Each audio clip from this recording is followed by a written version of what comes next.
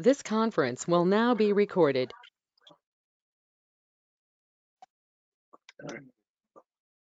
All right, so I put everybody on mute. We'll get the meeting started. Yeah, let's do a moment of silence for everybody affected by COVID-19.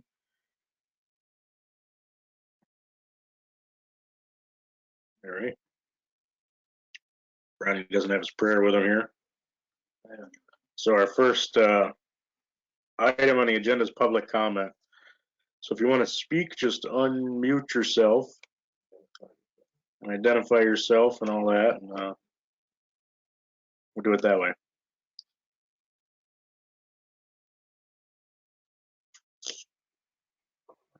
Okay, once. Yeah, Mike, it's Jim King. Okay. Go ahead, Jim. I understand that the board's going to be considering the rechassing of 2031 and that expense, and heartily endorsing it. You know, even though it's expensive, it's, you know, somewhere between 1/3 and 3/4 of the cost of a new ambulance. It is less than a new ambulance, and it's going to be taking, you know, the rig's going to be out of service for it, but it's already out of service. And the point really is that the EMS department needs 3 ambulances, really, based on our call volume. The pearls of wisdom that we've learned over the years is that for an agency to run the number of calls we do, you need about 1 ambulance for every 300 calls per year, and we're really way down on that, in that ratio to do the job right. We've got to get a reliable fleet in place, and for sure we need at least 2 robust ambulances going. Most of the problems, we've been spending a whole lot of money. You know, look at your budget and its expenses. We've been spending a whole lot of money on chassis repair, engine, you know, transmissions, tires, that kind of stuff. But tires are going to get worn out, but transmissions and engines should last a long time. And we're near end of life on a number of the chassis we've got here.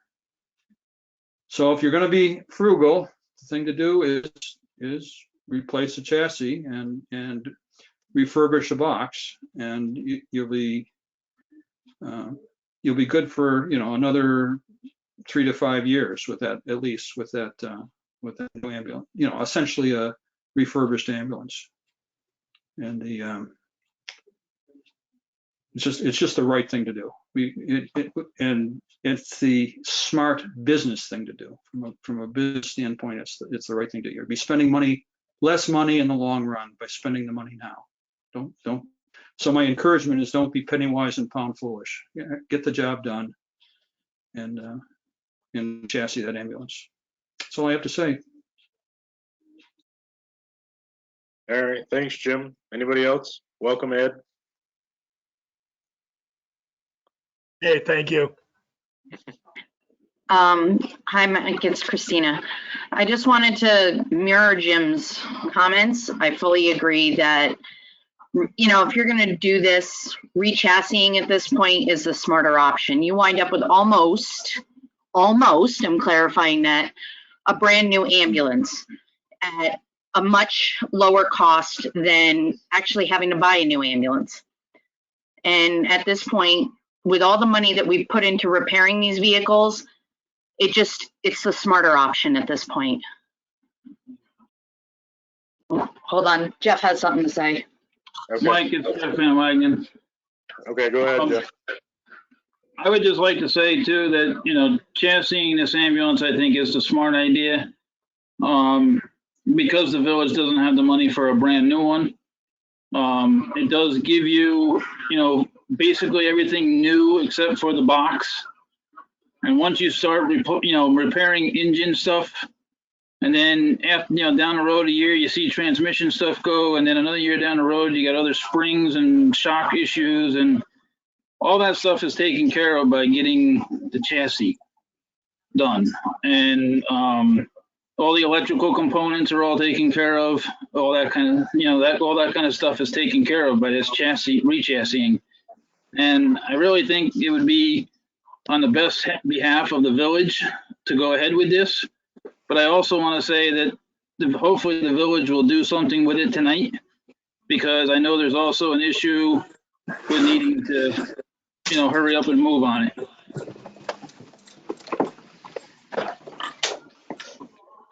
All right, thanks, guys. Hang on one second. Looks like Laura just joined. Hi, Laura. Hi, guys. All right, I'm gonna mute you here for a minute.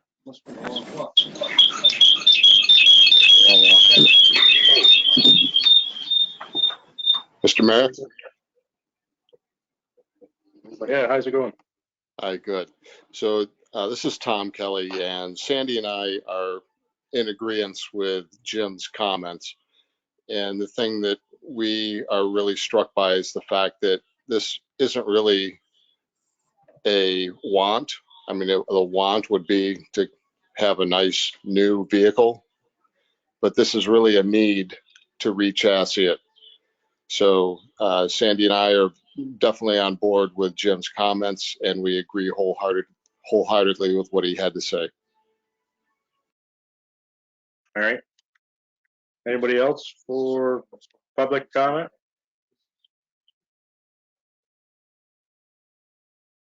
All right. So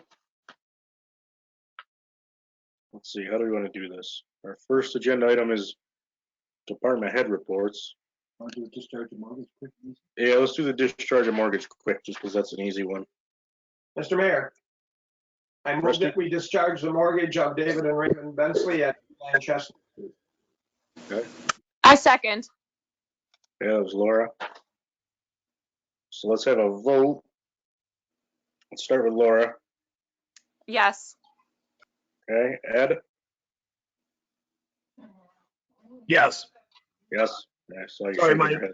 I'm trying to keep it muted so that you don't hear background noise, but it's tough to come on and All off. right. I gotta go up through the list here and see. We got Ron, Yes. Fran, Yes. Charles, Yes. Rusty, Yes, myself, yes. I didn't miss anybody, right? Hard when we're not all sitting around the table. I'll sift through the list. All right. So we got that out of the way. We can do department head reports and start with this discussion on ambulance re-chassis if you want. And we can plan to me.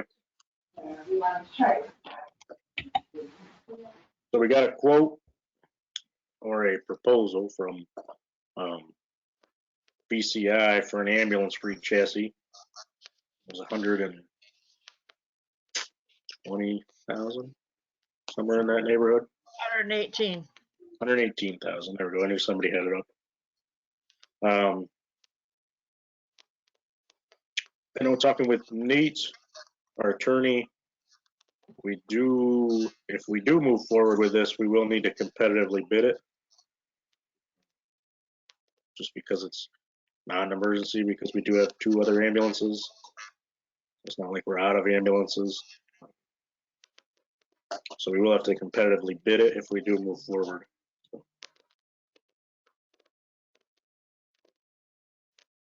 Any discussion from the board on this topic? Or does anybody want to make? What other shops are available to compete with us? Well, we have to put it out there and see who responds, basically.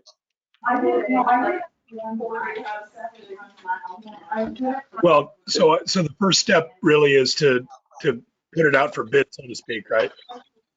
Correct. If we want to move, if the idea is that we move forward with a re-chassis, we're gonna have to put it out to bid. Yep. All right, so I would make that motion. But before we do that, is this process going to prolong for an extended period of time? Because I know this is a need that we must have this done. I mean, how long will that process take to bid out? Nate, do you want to chime in? I mean, it's going to take. Yeah, so Charles, that's always a good question, right? So the minimum period of time that you have to, by law, advertise bids for is 5 days. So you publish a notice in the newspaper, and then 5 days later, you could have the bid opening and then be in a position to award the contract to whoever the lowest successful bidder is. Okay. More relevant perhaps right now is how would you finance or fund the purchase? Because if you were planning on bonding for that amount, then there's a bunch of other things that you need to do first. You know, we'd have to pass the bond resolution. We need to understand the length of the borrowing that you would be financing. And depending on the time period for that, you might be required to publish a permissive referendum notice. And all of that would have to be done before you could award the contract. So if you're going to fund this by bonding, you're talking likely at least 40 to 45 days before you could go out to bid. Thank you, Nate. And we have to do that prior to going out to bid, right, Nate? You could advertise for the bids, but you could not award until after you've completed your bonding authorization process. Well, Just wondering but Nate, how do you know what the amount of the bond is if you don't have some bids to go on? You would put your kind of a maximum not to exceed threshold that would likely, you know, be a number you're comfortable supporting from a financing perspective. And then, okay. You know, if like, you know, right, if the numbers come in higher than what you've authorized, you have to go amend your authorization, or you choose to not buy it at that point. Oh, like eBay. Yeah. Mike, Rusty, can you hear me? yes. Everybody hear Rusty? Yep. Okay. So the reason that we tabled this was because we have no idea what's going to come for the next month, 2 months, 10 months. We have no idea what our financial situation is going to be. You can bet that the state's not going to give us any AIM money this year. And you can bet that we're not going to get a bunch of other things, possibly Sam's grants, et cetera, et cetera. So the reason we tabled it was so that we could get a better feel about our budget and what things we're going to have to be able to do and what things we're not going to have to be able to do. That was the purpose of that. It is still the purpose of that. So if that is what we intended to do, then 1 week later we're saying, oh, but we're not going to do that. Well, then we're not going to do that. But that was still the intent of tabling this, so we could get a better feel as we move along on our budget process. So that's what I recommend we continue to do. Yeah, so we are going to do next year's budget very soon. And I mean, there's a big question mark there, especially right now.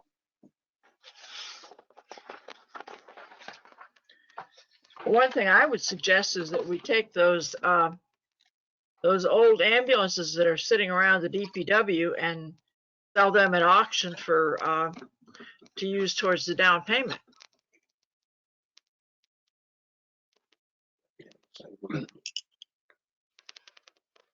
That's an idea for sure. That's still not going to get us money in hand right now. I mean, that's a process in itself. If we do this, we have to come up with $18,000. Right. Yeah, I mean, really you have to have a plan for all the money because we can't enter into any sort of contract and not have a plan to pay the bill, you know what I mean? Well, we could go ahead and put those up for auction. We could make a surplus list and see what we have and all that kind of thing.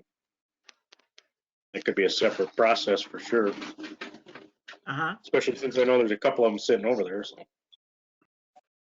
Yeah, if it's just dead weight, I say move through with that anyway, just to get rid of it. Then we Right. can put that into the budget item. Yeah, it can't hurt. But I mean, I have a feeling a lot of municipalities are feeling the same thing we are. Yeah, I mean, even if I don't know what the value of them is, but even if we just scrap some of them, it'd be a little extra money, Right. and they'd be out of the way. But Well, if we put them up for bid, I mean, we don't have to accept anything, right? I mean, it depends on how you people- auction them off. It depends if we have a reserve or not, I believe. Right.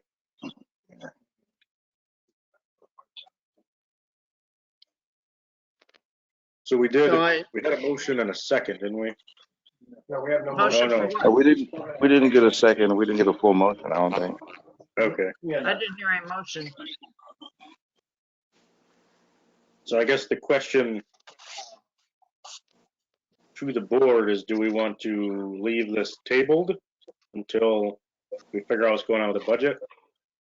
Yes. Well, the only problem with leaving the table is like the need is so great for this ambulance, and we're putting this off because of this COVID-19 thing has its foot on all of our necks, and we can't move forward on anything because everything is in a what if mode, and it's so hard to put a timetable on anything. It doesn't change the need for this ambulance, I mean, There's a need, but there's also, honestly, since the COVID-19 thing happened, the ambulance calls have dropped off. We maybe get a third of what we were getting because nobody wants to be in an ambulance or go to the hospital, to be honest. They're just not going.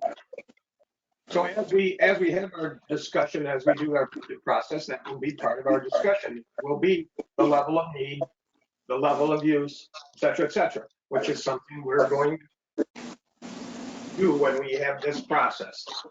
I assume that we're not going to be able to do that tonight in 3 minutes on a virtual board meeting.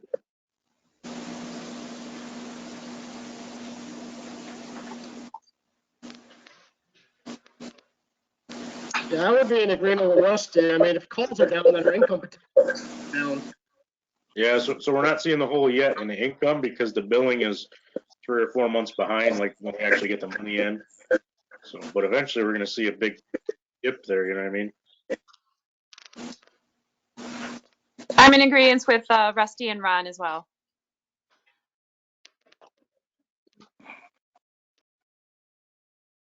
Yeah, me too. We need to. Not that I don't want to do it, but we need to figure out the money for sure, especially with all the budget stuff coming. And we don't know. I've been talking to the county, and the governor obviously said that the state is in a how many $billion hole. I know the county has expressed the first spot he's going to make up his money is by aid to the county, which then affects us.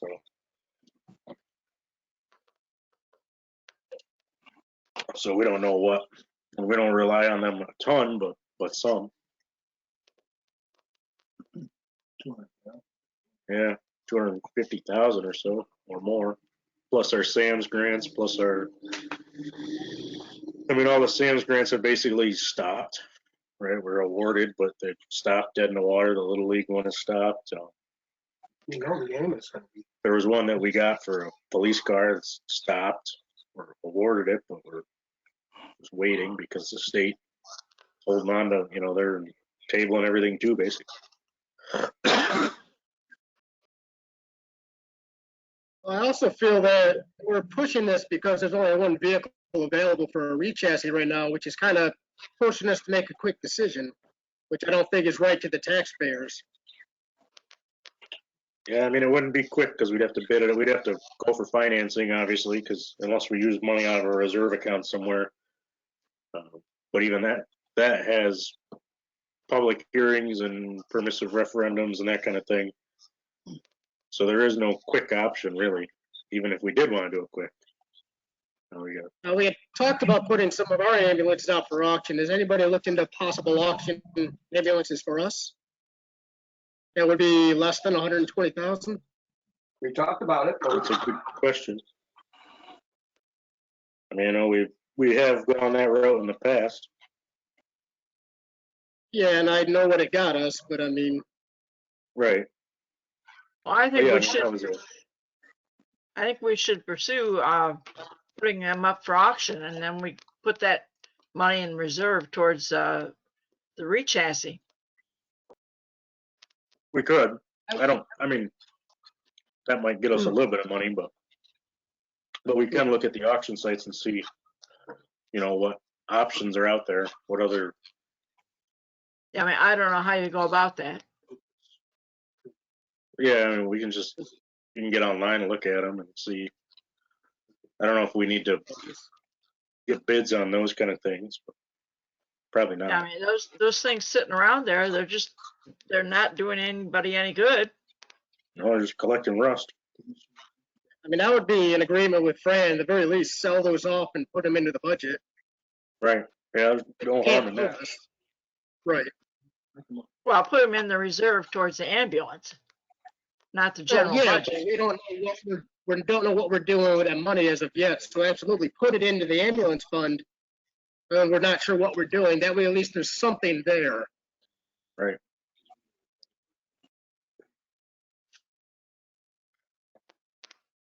So hopefully we can come up with a solution to try to get some money funded for this. But the issue right now is whether or not to table this for now, once again, in light of the situation we're faced with. I mean, I would love to jump on this and say, yes, let's move forward on this. But like Rusty said, like everybody's in agreement with the situation. Yeah. I think it needs to be tabled for now. Yeah, I mean, doesn't mean we're not looking into it. No, yeah, those are great ideas to go forward and trying to find funding. That's awesome. I mean, they're sitting there, so why not try to get something out of it? And obviously, I'm in we need to agreement do with an that. analysis. We need to do an analysis to figure out, right? So with billing, our call volume dropped some, and now, obviously, with this is a temporary thing now, but it's like almost nothing now.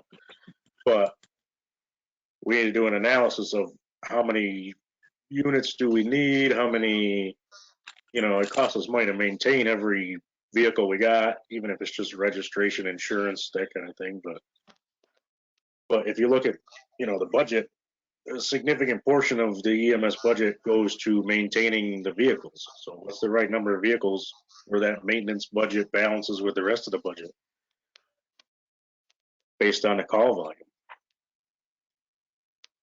I don't have those answers. That's what we're gonna do in the budget process. Right. We know what it's been in the past, but this is the first year we've billed, and we know that definitely affected call volume.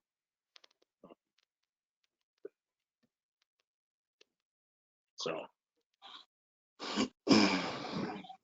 people take an Uber instead of our ambulance now. So repeating, we tabled it last time, we didn't table it for 3 days or for 1 week. We tabled it till we had an opportunity to work on the budget. So that's what we had done. The recommendation is that we continue to do that.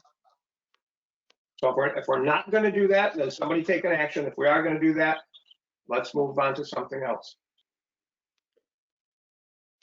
So good. I'll make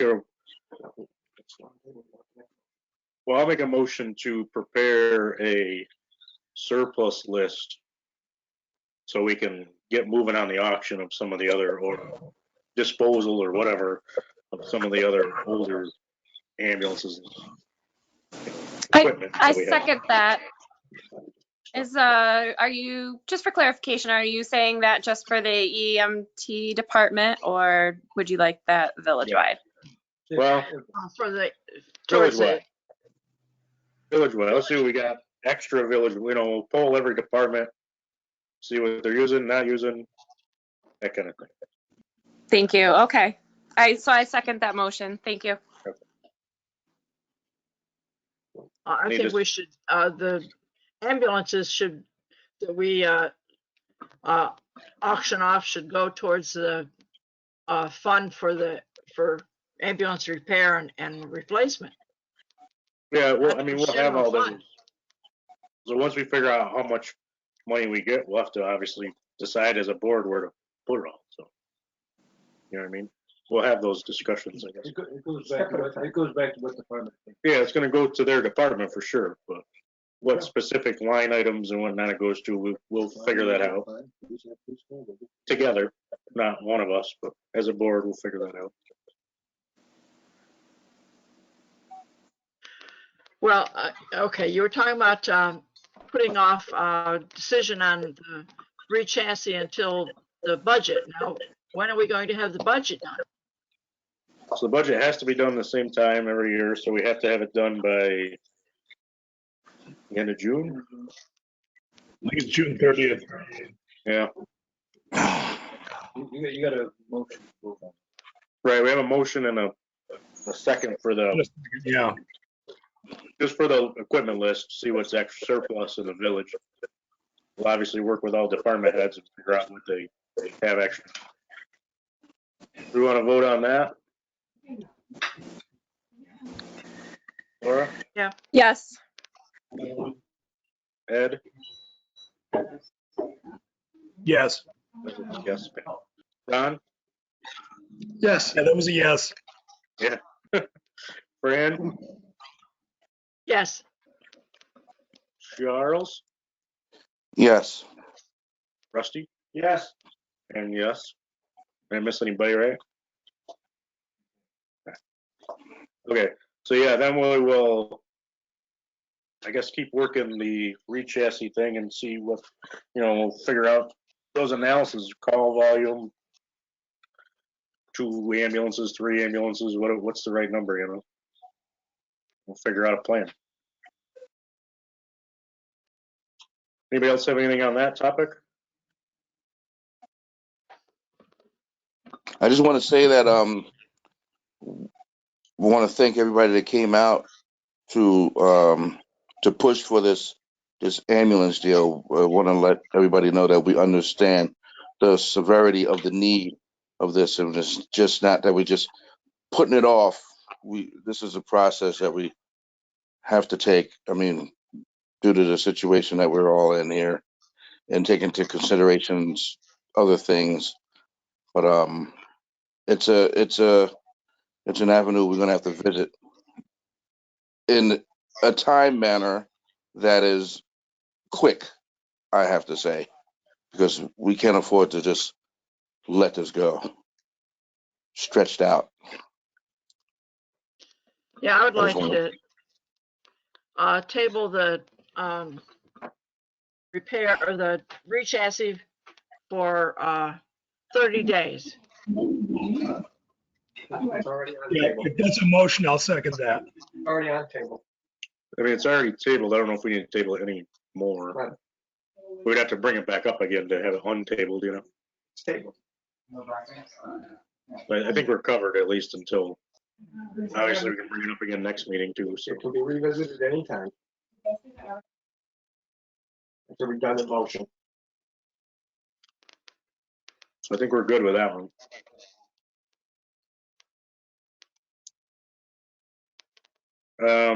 Let's see, we're doing department head reports. Robin, do you have anything else?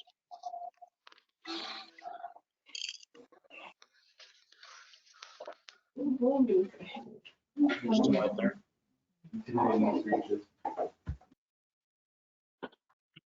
Robin, you out there?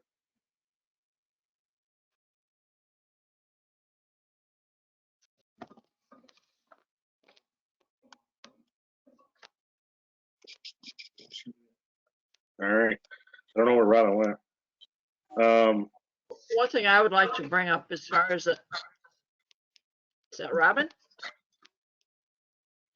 One thing I would like to bring up as far as the EMS is voting on the officers.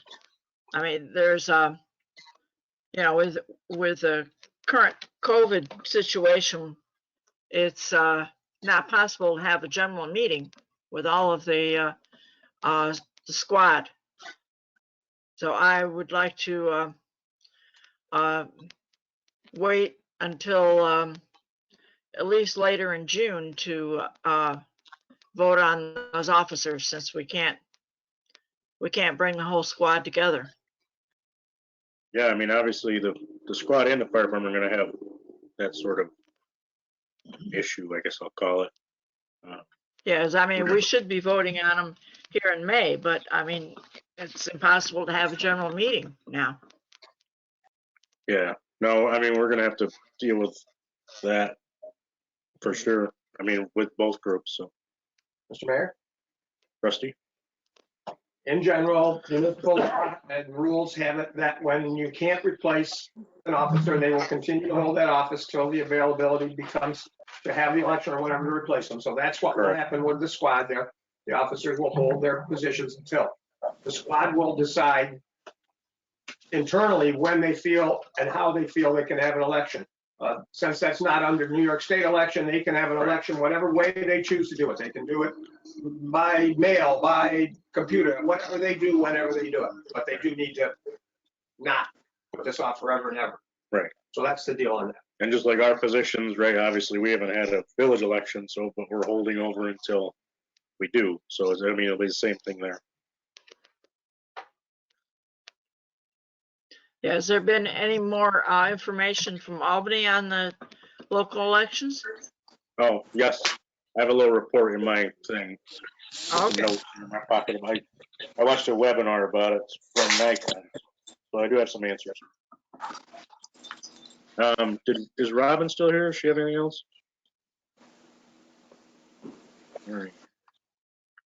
All right. Let's go Tracy then. Hello, everyone.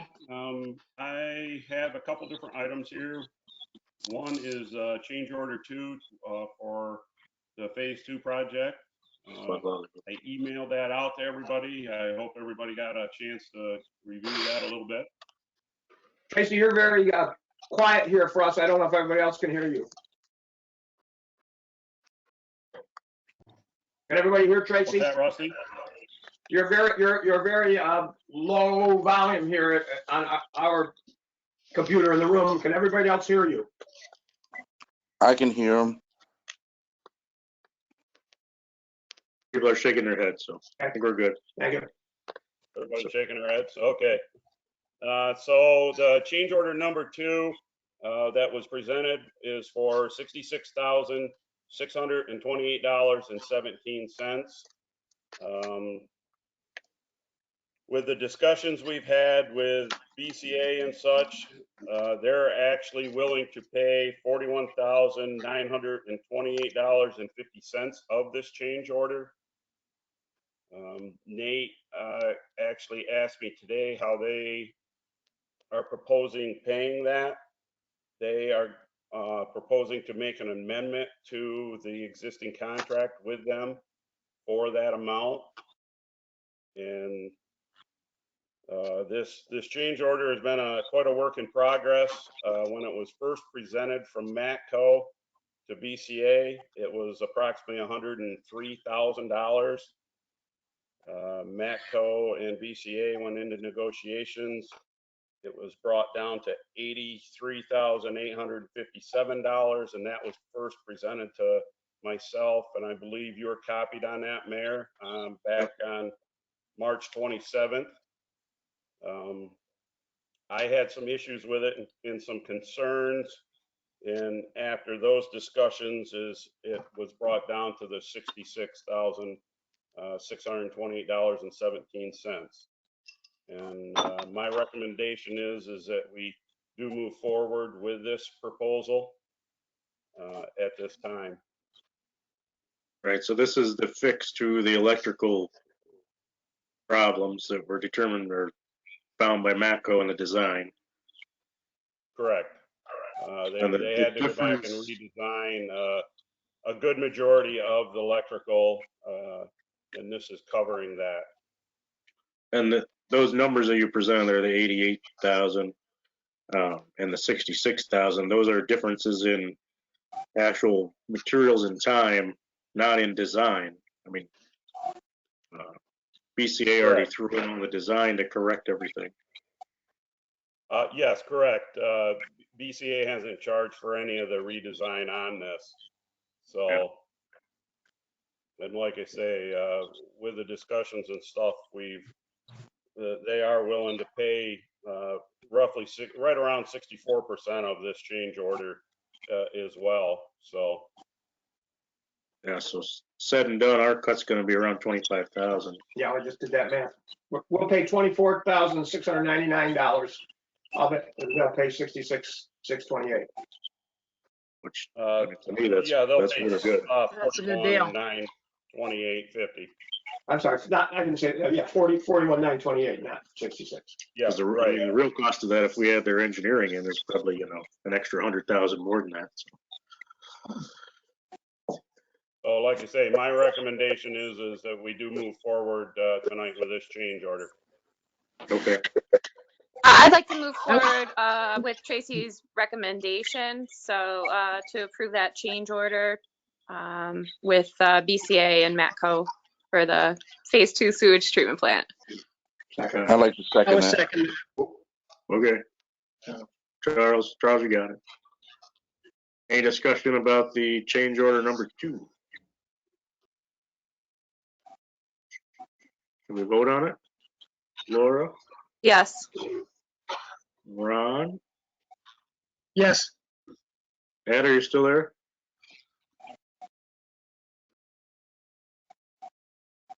Oh, where Ed went. There he is. Yes. Yes. Okay. Fran, Yes, Charles, Yes. Rusty, Yes, and myself, yes. I think that's everybody. Most people dropped off. Now I can see everybody. All right. The other Back thing to I the- had, Mayor, was the agreement with Hunt Engineering for the infiltration study. Yep. They sent a copy of that for your signature. I didn't know if that's something that we needed to vote on here tonight, or if you could just sign that. I couldn't remember if we already authorized your signature on that. I don't remember. We probably did, but I don't remember. Any This was the I&I study. Yeah, the one we have the grant for there. I think, and I guess I'd defer to Rod. I think the board authorized it back in January or February, and it just took them this long to get us the finalized contract. I think so I too. think. I believe so too. I just wanted to make sure, if we needed another vote or what on it. So, Yeah, like Rod said, it wouldn't hurt to make a motion and vote again. I mean, just to make sure we're covered, so we don't have to ask forgiveness. I would make a motion that we approve your signature for that study. I second that. Okay. So I let's got you, vote Laura. on it. And this is the contract for the infiltration study, which is, we received a grant. Laura, I vote yes. Ed, Yes. okay, Ron, Yes, Fran, yes, Charles, Yes. Rusty, yes. yes. Is everybody right? Yep. Okay. Anything else, Tracy? the other thing was the BCA had sent you a copy of the contract with Dixon Environmental for the sludge removal. Yep. There again, do we need a motion for you to sign that, or that's all part of phase 2? Good It's question. the sludge removal for phase 2 when we have to take down the digesters. Nate was looking at that contract. Nate, Yeah, I think the contract is good to be approved, but you do need to have a board authorization of the specific contract. It'd be like any of the other contracts that have been awarded as part of phase 2, where you've authorized it as an overall project, but the individual contracts do need to be approved.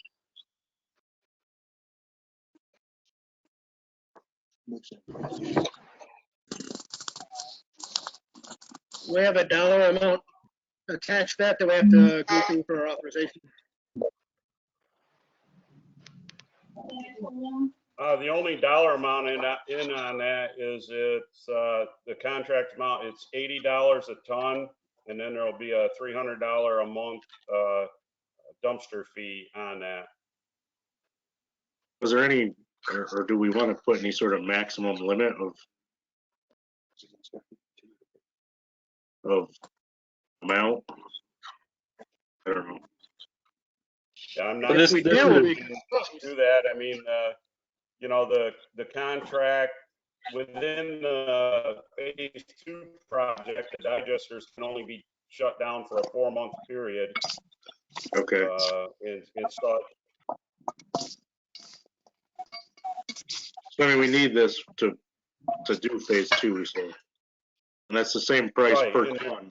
I apologize, I don't have it with me, but there is a dollar amount in the phase 2 project to cover this and everything. Okay. Like I said, I don't have those numbers with me. And I mean, that's the same price per ton as they were charging us a couple months ago. Yeah, correct. And for the board's knowledge, this is on an as-needed type of a basis. Tracy, I think, right? You're going to call them when we need it. They show up and haul it. It's not anything that, you know, you just pay them on a monthly basis. Like, right? It is the per ton type of thing. Correct. It's only for the amount that will be trucked off site and just as needed, like you say. So. All right. Ron, is there a motion forthcoming? Yeah, I move that we would extend this contract so that we can get these sludge removed, as that's a very pressing, excuse the pun, matter. I second. Okay. Any other discussion on the contract for Barney Dixon? Okay, Laura, Yes. Ed, Yes. Ron, Yes, Fran, Yes, Charles, Yes. Rusty, Yes. and yes for me. Anything else, Tracy? The only other thing I had was I just want to say everything's moving forward with the UV project. Bid opening is scheduled for 1 o'clock tomorrow afternoon. So we hope everything goes well there. Other than that, I don't have anything.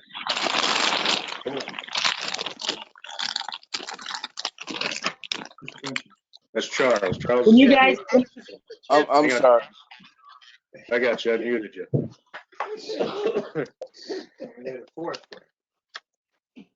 Rodney thought there was a Mike, fourth. can you hear me?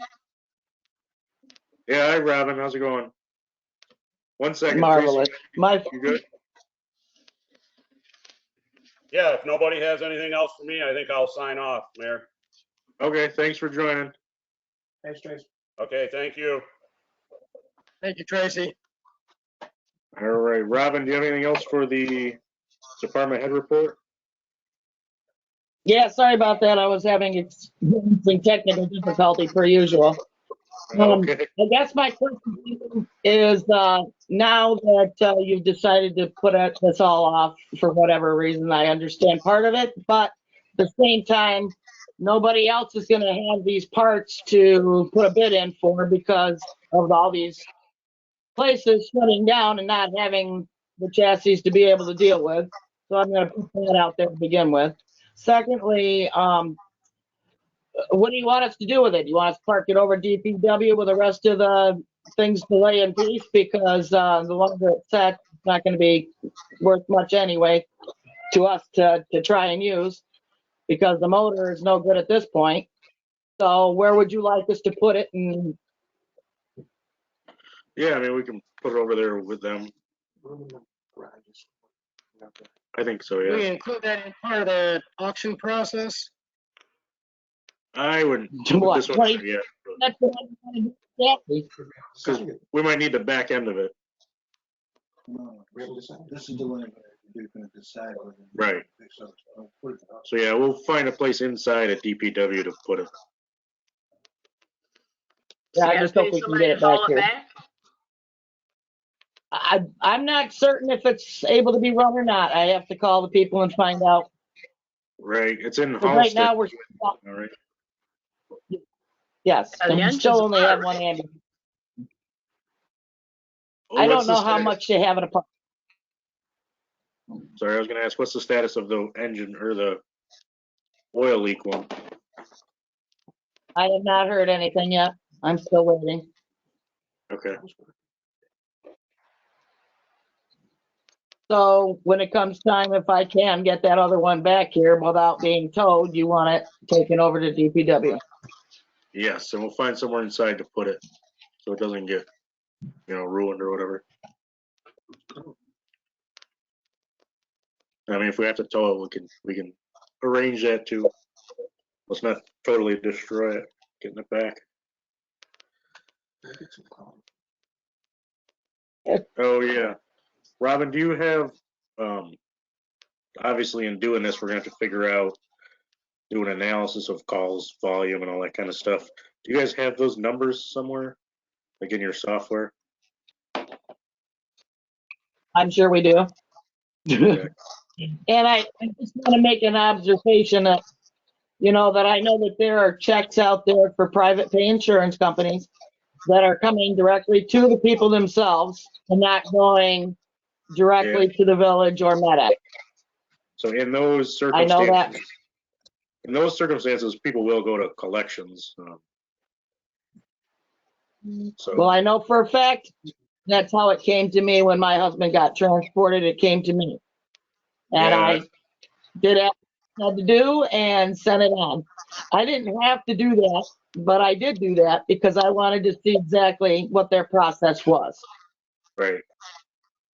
Yeah, no, I've heard that from a number of people actually. The checks go to them and then they have to send them in. But and some people have Correct. asked And questions because they think they know, I mean, they're paying the village, but the check, when you mail it in, goes to somewhere else, like Syracuse or something like that. So. but what they have to do is sign it over to the village and send it to medics. And that's the process. So if you recall, when we sat down and went over the calls and how medics was doing it, there was a lot there that had kept going out and going out and going out. Well, that's the reason. They've got the money, they just decided not to spend it. Right. Yeah, no, yeah. I mean, happens all over the place, right? So that's medics, right? They have to track those. so is it up to medics to do the collection on that? Yep. We have a contract with them to do that. Yep. So. Yeah, but they're only going to send it out so many times, Michael, and they're not going to, that's pretty much what you told the village people there, is if they don't have the money, they don't pay or whatever, however that works. But the fact that they've gotten, if they've gotten a check, somehow MedX knows they got a check and that they cashed it. In those situations, they send it to a collection agency. That goes all the way. That goes all the way. All the way to collection, everything. Regular bill paying kind of stuff. If you. So. Why can't they make out a check that's made out to where it's supposed to go instead of to the person? That's a good question. But that's an insurance Depends company. on the insurance company. Right. Can we request that? Yeah. Well, I mean, it's like your dental insurance or something. I don't know. It's messed up. I mean, it's a kind of insurance fraud in a way because they're paying for services that the person is not paying for. That's what the money was allotted for. But good luck bringing it in the court. Yeah, right. Yeah, if they're keeping the money. I just don't understand how these people are cashing a check. I mean, it must be in their name, but if we can get it, we can get it that it's going to where it's supposed to go and put it in that name. It was supposed to go to EMS, whatever. Put that name on the check. They can't cash it. I mean, it seems like a simple fix, but I don't know everything. Yeah, it's all tied to which insurance company and all that kind of good stuff. Same thing I would happens. imagine insurance companies would want to push this. I mean, they're sending checks to these people for services rendered, and they're not going where they're supposed to be going. Who does that fall on, the insurance company or us to pursue those funds? It'll be And it leads us. to a lot of people taking advantage of that situation. That seems like a really cool way to make some money there. Oh, yeah. I claim I need an ambulance ride for $500 or whatever. Check comes with my name and There see you you go. later. My bill's paid. Yep. I Yeah, like it staying falls on. So it falls on us, and I can get some toilet paper. we contracted with MedX to collect that for us. So that's what they're supposed to be doing, going, collecting the money. So in those situations, people will go to collections. MedX, we've signed that contract 3-4 months ago, because the first wave of people are in that situation. So hopefully we'll start seeing something on that. But who knows? Let's see. I think that's all the department heads. Rusty, do you have anything from Joe or Jim?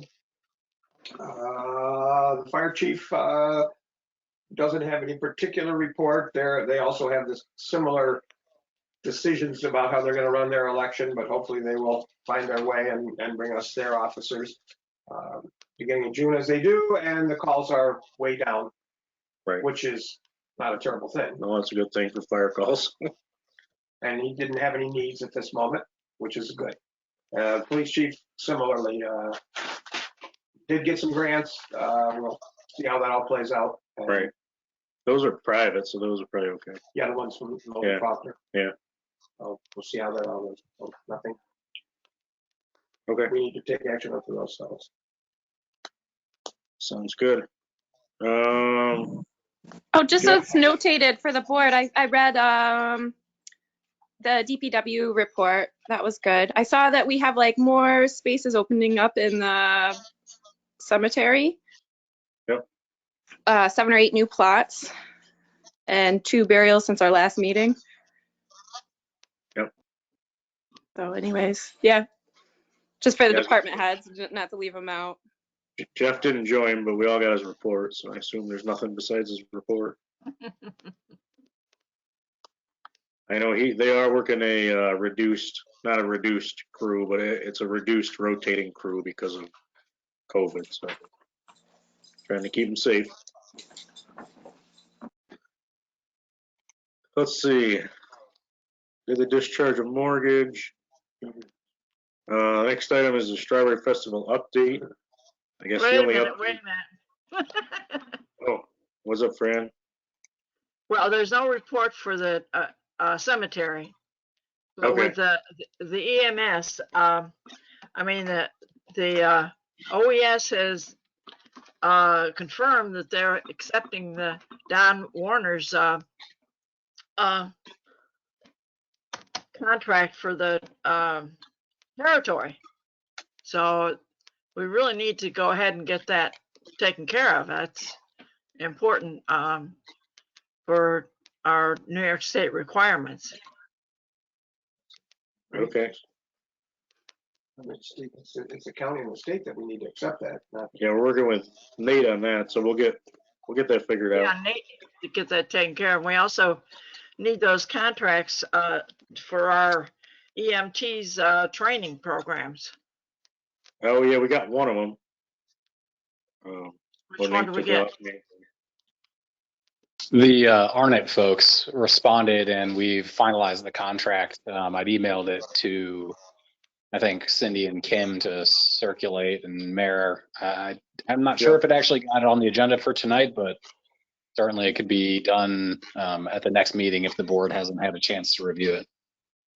Good idea. Yeah, it sounds like a plan. And we'll circle around with the other one, see if we can get that one back too. Okay, And thank then, you. And then, Fran, for the clarification of the operating territory, one of the things that I'd been told was that we didn't have any good records or any records from back in the 1970s showing the extent of the village's physical operating territory. And then, a month or two ago, it was discovered a number of boxes of physical records from that time found in the firehouse. And so I've asked at a couple meetings now for the EMS folks to sit down, go through those boxes, and confirm that there's nothing there that's helpful for the application to clarify the territory. So I know Robin at the last meeting, I think she said that they were going to do that, but somebody needs to do that. That was already done. I thought that affidavit with Don Warner clarified that. Don Warner's affidavit is helpful. However, one of the other things that we would need to be able to show is any physical documentation of actual service to the territory, calls, anything like that. And it's possible, and I don't know if these records show that or not because I haven't looked at them, but it's possible these records show that the village was actually going out and servicing those areas, which would help support Mr. Warner's affidavit. I mean, anything that we have to show this as thoroughly as possible is helpful. This is not the type of thing you want to go in with only an affidavit. If we have documentary evidence showing the village did this, then we should produce it. And it sounds like we might, and that's why I'm asking someone to sit down and go through it. We already did that. It was already scanned and was sent to the mayor. Okay. That might be true. I'm sure it is if you say you did it.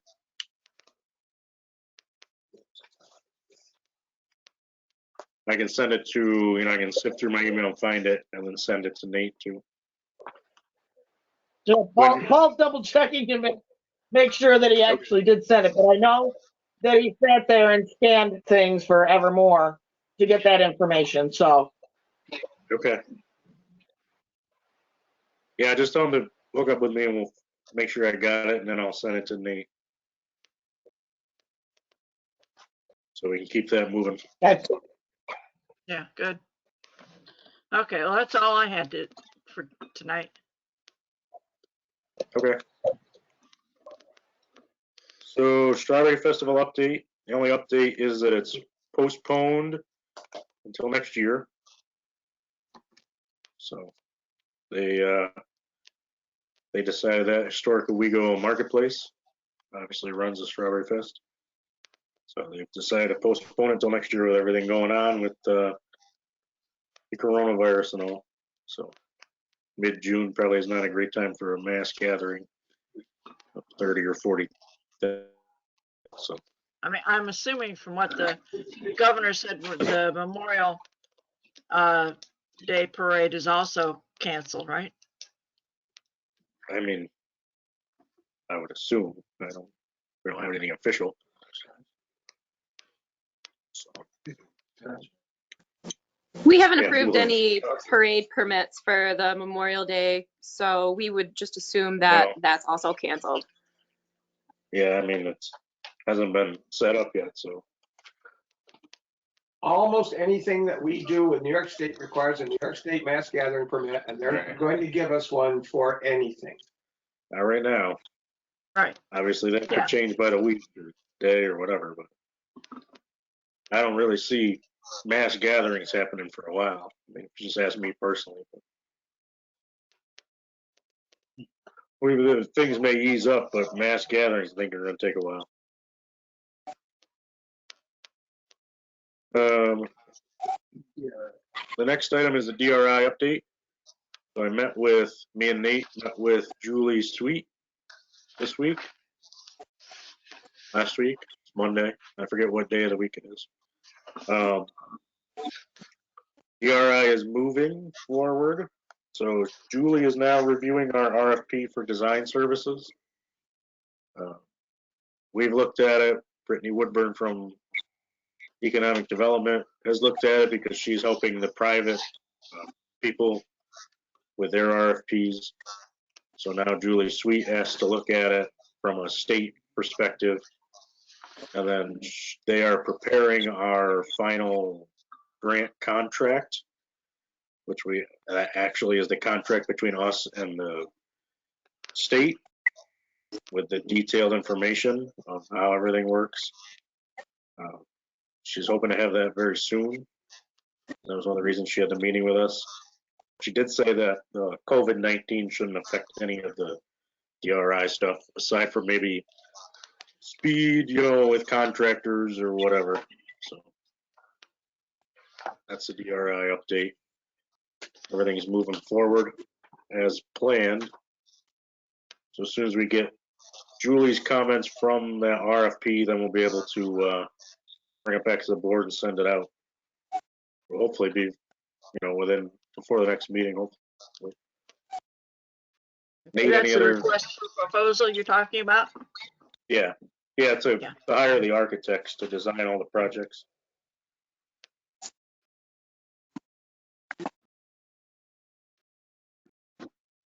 Well, in that same vein, I know it's on the meeting agenda, but what is happening with the municipal building?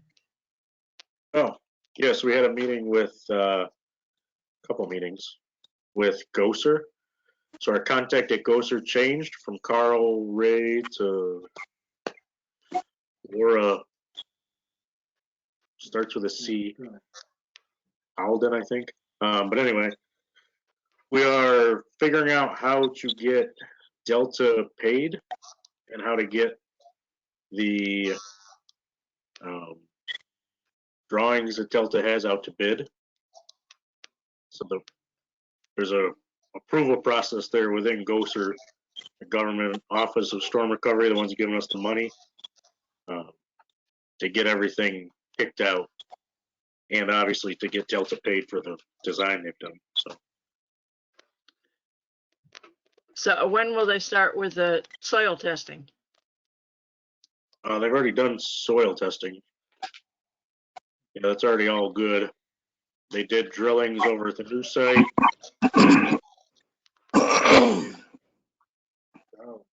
All that kind of stuff. So we are working on to get a contract or a proposal for a contract with the landowner of the new location out front DPW.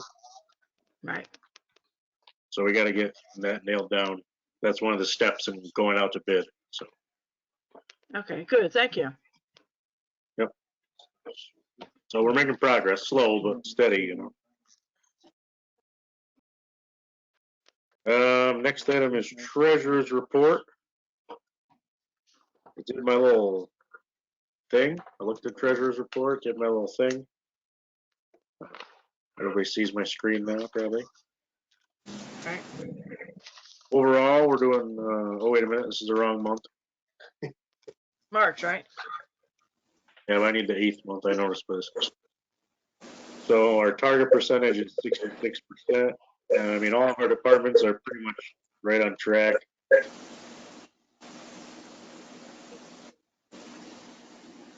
So there's Mr. Mayor, nothing. you're satisfied with the report? Yep. Move to accept the report. I second. Okay. Any comments about the treasurer's report? No. Laura, Yes. Ed, Yes. Ron, Yes. Fran, Yes. Charles, Yes. Rusty, Yes. myself is yes. Did I miss anybody, right? Nope. Yeah, we're good. All right. Next item are the meeting minutes from 4/1 and 4/13. Did everybody get them?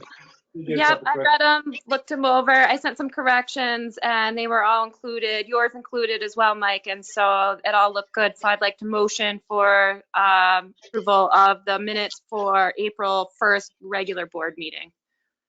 Okay. I'll second that. I'll second that. Yeah, with the corrections. Yes, with the corrections. Okay.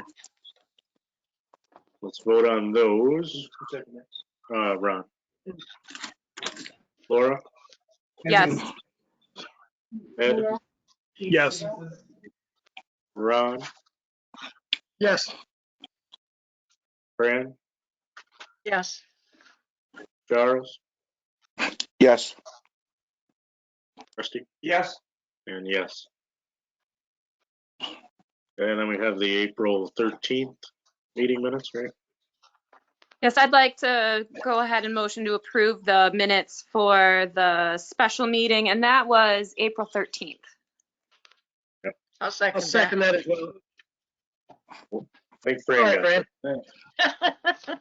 that. it. Any comments on those? We good? Laura, Yes. Ed, Abstain. Ron, Yes. Fran, Yes. Charles, Yes. Rusty, Yes. and yes.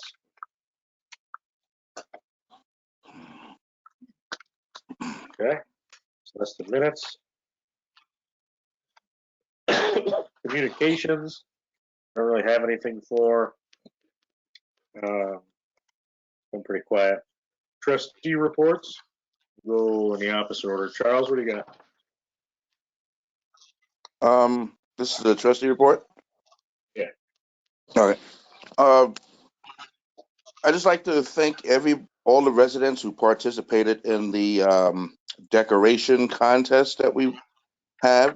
It was a great turnout. There's some people out there with some very cool designs and messages that they had displayed. We're in our third week, I believe, and the participation has been great. We just would like to keep everybody going with that. It's a very motivational, uplifting event, and I also would like to thank OPD and the fire department for their participations in birthday parades. This is very important for our community because it also uplifts everyone in the community, especially the children. I mean, they are being affected by this COVID-19 situation as well as the adults. I mean, they're home from school, they're away from their friends, and just to see the joy on the faces of kids who get their own parade, it's just a wonderful thing. There was some concerns at first, but I've seen some parades that were conducted. It was executed perfectly. They had a designated person because, of course, you can't resist to give a child a gift for balloons and whatnot. So they had a designated person who was wearing their mask and had gloves, and they were handling anything that was transferred. And of course, it was probably washed and taken care of later on. But the child never touched anything. It was just executed greatly. I've seen a few of them happen. Also, I like to also extend a reminder to all of our residents to remember to be kind to our cashiers at all of our places of purchasing our goods.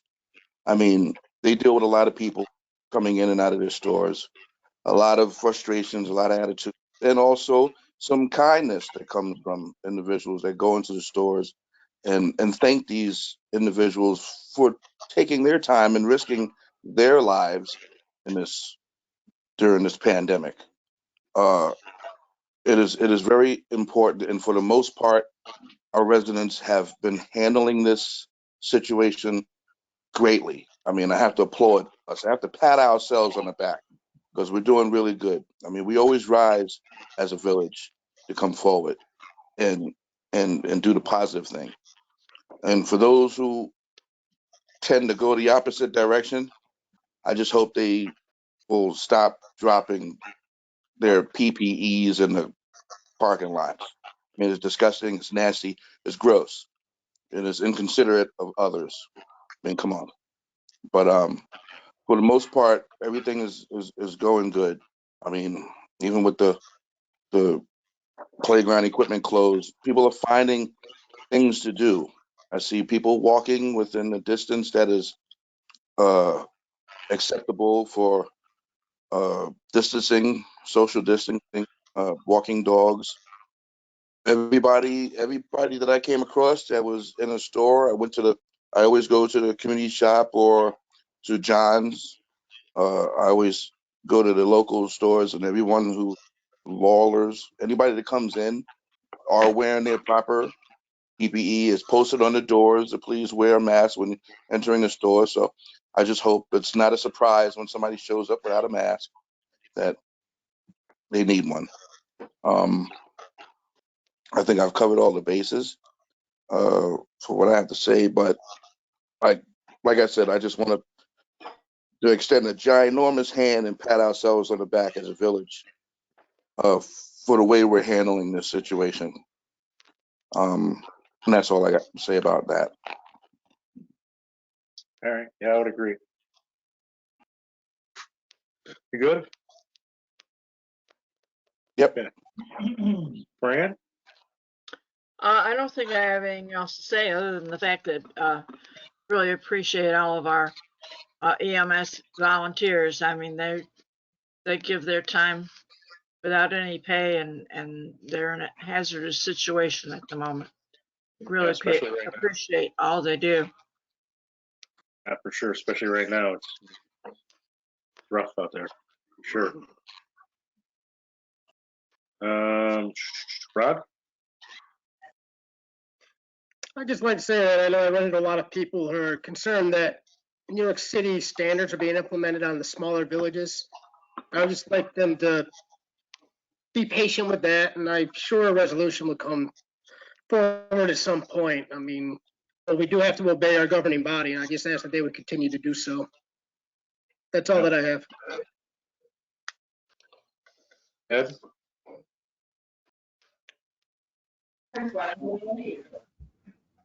Yeah, nothing for me.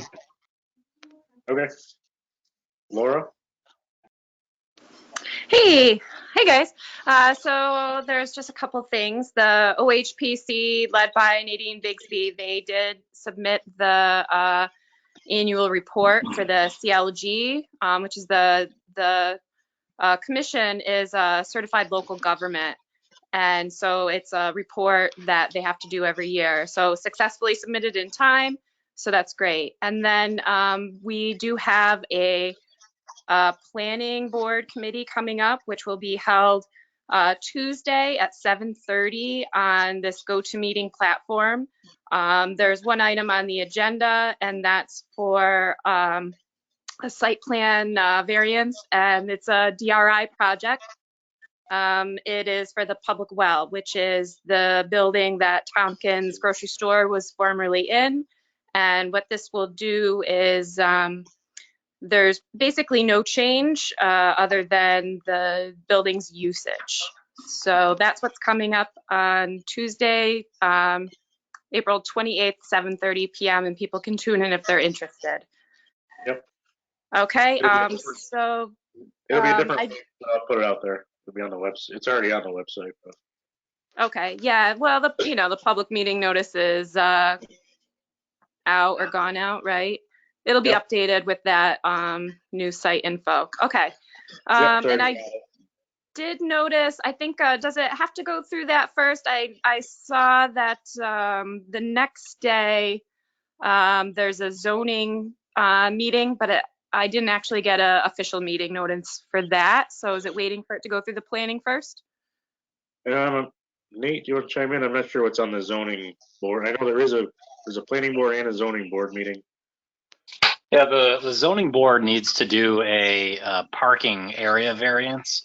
And so the zoning application has to go to the planning board first for an advisory opinion, and then it goes to the zoning board.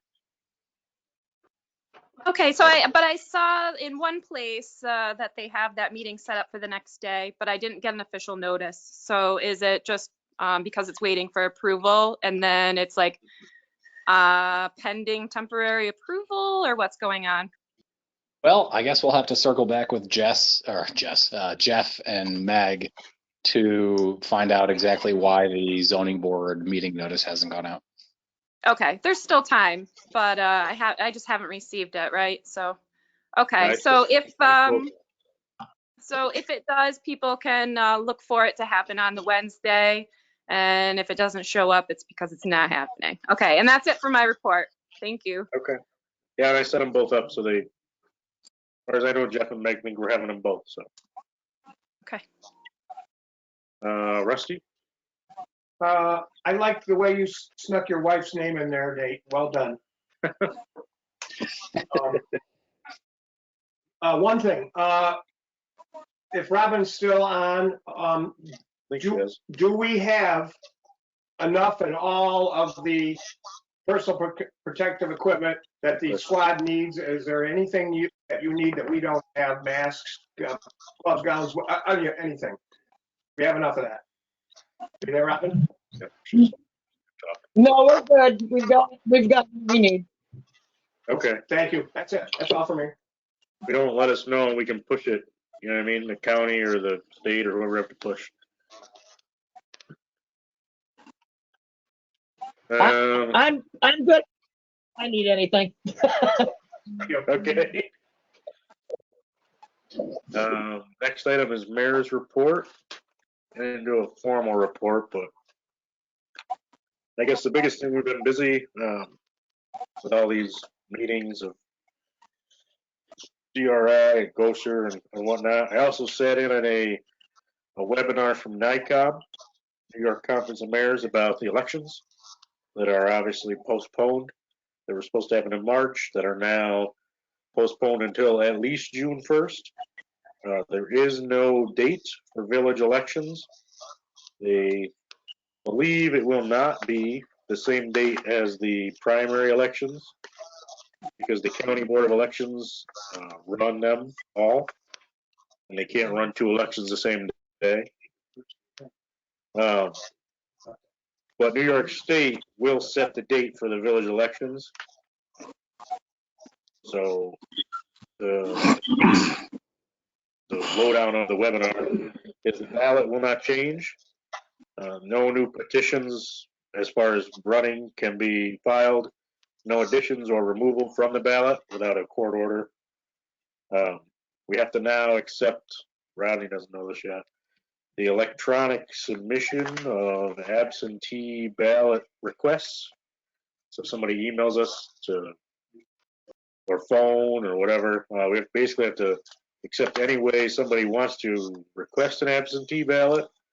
They get a hold of us, we got to give them an absentee ballot for basically any reason because of the COVID-19. Any absentee ballots that we've already received to date still count, and they have to be given to the election inspectors.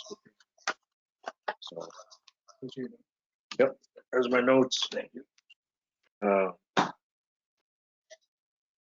Other reports, I mean, I think overall as a village, we're doing pretty good with the social distancing and following the rules, and the birthday parades. There's a lot of controversy. Is that allowed? Is it not allowed?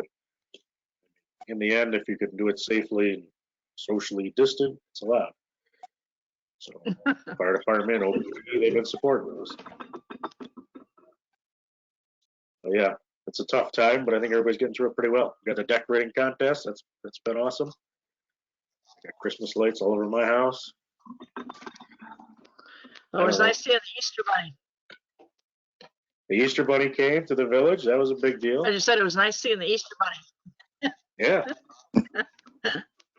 We even got the Easter Bunny's picture in the penny saver. Yeah. My daughter said the eyes were a little freaky, but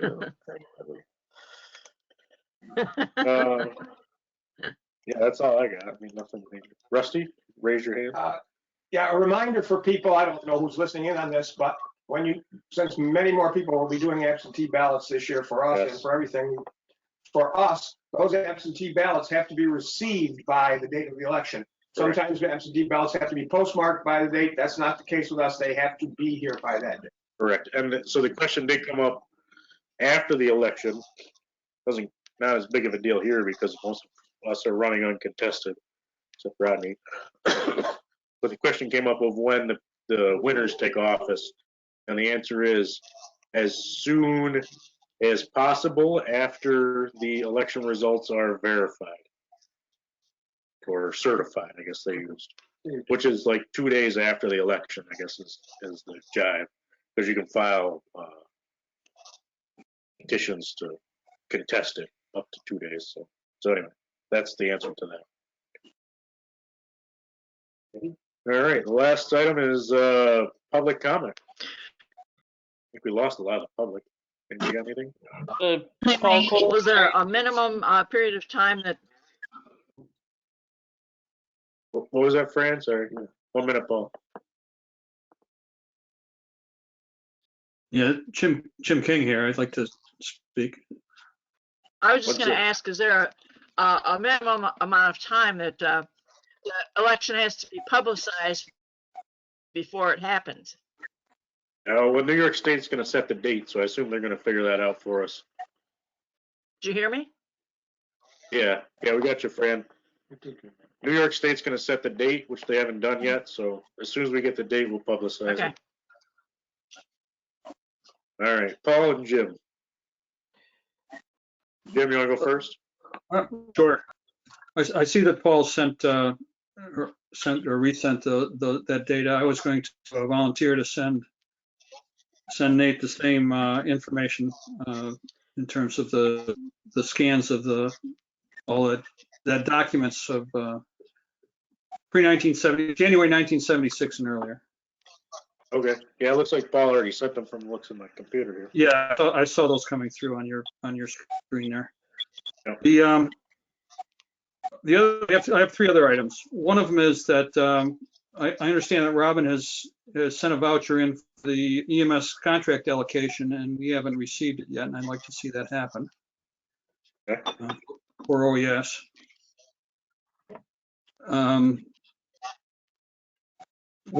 I had mentioned this earlier at the beginning of the meeting, but the rule of thumb for ambulances is 1 ambulance per 300 calls per year. That's the general wisdom of how many ambulances you need in an organization. And that's taking into account the fact that there's going to be ambulances out for maintenance and that kind of stuff. But there's no big study that has to be done on this. It's 300 calls per year. We're gonna do well over 1,200 calls. I mean, we've done it consistently. We've done like 1,700 calls, even with the reductions. We're still going to be over 1,200 calls. So we ought to be thinking about having 3 ambulances available to us. And lastly, I'm putting a plug in because I think it's very important, and we've mentioned this several times before, but you're doing the budget. It's to be done by June. We need to do the accounting for the EMS department and in what the state calls the enterprise fund. We can literally call it the EMS fund, just like you have a sewer fund, but it should be accounted for in the same way. Those are the things you should be thinking about in terms of the budget, and I'd be more than happy to put the resources of the OES together to help you to put that budget together. And it's not going to be different, much different from the current general fund in terms of line items, but we would like to consolidate a few and separate out a few and make sure we have a reserve fund in there for major equipment purposes. Yep. Those are the key items. All right. Paul, I guess you're up then. All right. Thanks, Jim. Paul? I just wanted to say I've re-forwarded the scanned in data, and hopefully I didn't step on any toes. I did copy Nate on that just so everybody has it on record. And I guess for Nate, if you have trouble clearing out which town calls are in, you'll have to reach out to us and let us know, because you'll see by the calls we were in Candor, North Valley, and Tiger Center in Nichols, along with the town of. All right. Thanks, Paul, for sending that. Feel free to copy whoever you want. I mean, I get 40, 50 emails a day. I just don't look at them until after work, so. All right. Well, I don't like to step on toes. Chain of command. Yeah, no worries. Is there anything else? It's Christina. I just have two issues I want to bring up. The first one is specifically for Laura. Laura, Meg sent out an email on April 15th stating that Tuesday the 28th would be the planning meeting and that Wednesday the 29th would be the zoning meeting. So if you go back through your emails, you should find that because you were CC'd on it. Okay, I definitely got the planning board one, but I just didn't see the agenda item for the other one. But I received most of I believe all the data, you know, the applications and the supporting materials. So I'll look it back over. All right, and she did send out another email this afternoon about it with additional information, just in case you didn't see that yet. Okay, I did get that. Thank you. Okay. Also, I just want to revisit the billing issue for a brief moment, and I think it would behoove the village to find a way to make sure that the checks actually get cut to the village. There's got to be a way to do it. Doctors' offices do it all the time. And the reason that, you know, I look at this as a concern is if we don't get that money, yeah, you can send them to collections. But if they didn't send you the check in the first place, they're not going to care that you sent them to collections and you're not going to get the money.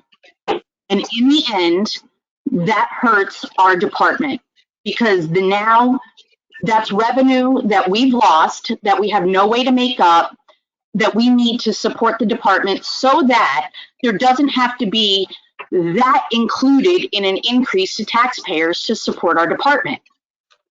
So, in my opinion, it would be very important for the board to make sure that those checks are coming to the village. However, we have to do this. Because, you know, it's lost revenue that we need. I'm going to look into that with MedX to make sure that we figure out if we can do that or do it to the best we can. I know some of it was just delay of us getting approved to actually bill directly to all the insurance companies, so hopefully it gets better. But I'll talk to MedX and make sure that we can get it better, you know? Yeah, I mean, if they can pay doctors' offices automatically, they should be able to pay the village ambulance, you know, the EMS department automatically as well. I agree. So, you know, those were my two comments. I just wanted to make sure that Laura knew which email to look at and, you know, just make my feelings known on the billing issue. Christina, did you get the links for the go-to meetings for the zoning and planning boards? I have not seen that yet. I mean, I got a link, but I don't know how to set it up. And obviously, I don't need to know how to do that. Jeff does, but he's got a couple of items to talk to you about too. So maybe you two can get together and you can instruct him how he's going to have to set that up for zoning. Yep. Well, I mean, I'll set up the meeting and I'll be on it to make sure it goes technically smooth. You know what I mean? Okay, so then we'll just have to sign in. Yep, same as you did to this meeting. Okay. Okay, that was one of my questions, Mike. The other question I have is, will Nate be on that call with us? Yes, I assume so. Nate, right? I'm planning on it. Okay. And then two things I just want to let you know. One is next Tuesday, we're going to be working on a water main break at the intersection of Lake Street in front. We were there today. We fixed one, we found another one, so we're going to be doing that on Tuesday, but we're actually going to be out more in the front street. So we're probably going to have to narrow things down to one lane and possibly even try and do some kind of traffic pattern with Lake Street so that we don't have too many people coming out into the work zone. So I'll keep Jeff up to date on that one. Okay. I mean, I guess I mean, one, the other quick question, I just was wondering, have you heard anything more on the firemen's convention? Has that been postponed? as far as I know, it's still on as planned. I mean, they haven't postponed it yet. That's not till July, so. We'll Okay, wait just and curious. see what they say. Obviously, see the state of, this, everything at that point. Well, good thing with road work right now is there's not a lot of traffic. Yeah, I mean, that's the good thing, and that's why we're trying to take care of some of these issues that are out on Front Street. I have a water main replacement job we're doing this year, and I'm trying to push it forward so we can get started on it, because it entails a very heavily traveled road. Okay. Sounds good. Keep us posted. I will. All right. Anybody else in public comment? Anybody else have anything? All right. I would just like to address the public. I don't mean to sound like Jerry Springer with the final comment, but I would like to say for all of us, those who are public that's viewing this now and those who will probably view this in the future, to continue to be kind to one another. I mean, everybody's nerves are on edge, not knowing what to expect. A lot of us are parents who just became teachers and gym teachers and principals and guidance counselors to our children. That alone is a job. I very much applaud the teachers of what they had to go through. You may come across people in the workforce who put their lives on the line every day to make us feel a little bit like normal. People who clean. You have night shift. You got global. Thank you very much, Jim, if you're still out there. These people come behind us and clean up behind us. You got take a little time to run out and say hello to the mail person, the garbage guy, the recycling dude. I mean, these guys they're out there. Everybody that before this happened, you look down at their job as being beneath. These people are actually running our country now. They're keeping us sane. They give us a sense of normal, that they're just as important as nurses, doctors, the DPW, emergency service. I mean, without them, we probably fall apart. But just be kind to each other and we'll get through this. Yeah, I get emotional about this. I say thank you to my wife every night when she gets home. But we're doing a good job. Just keep focused, keep doing the right thing. Social distancing. I mean, I play tennis with my remote back and forth between CNN and Fox News. That's my entertainment. And you get two sides and you weigh the stuff out. This is all new. Nobody knows what's happening. They're making this up as we go along. We don't know with the testing, and people are dying every day. That's the bottom line to me. People are dying every day. And the thing that's keeping the numbers down is following orders, following distancing for ourselves from each other. It's a new thing. It's hard to do because we as humans we need physical touch, and we're not getting that. And we really need to watch ourselves. So with that said, I mean, I can go on about it, but I don't want to. I got to go to work. But I just want to thank everybody for hanging in there so far. And you guys be safe. Yeah, Thank you. I mean, even though the numbers are going up in Tioga County, I think we're doing a good job. The numbers are going to go up. That's, I mean, a lot of that rise was one place, so we got to be careful. That's what can happen. It can happen quick. Hey, everybody be safe, and I'd like to call to adjourn, okay? It's 8:38. We have a second to that? Oh, Rusty second. All right, everybody in favor? Aye. Aye. Aye. All right, thanks, guys. Bye. Have a Have a great good night. Good night, everybody. Be safe. You too. Good night.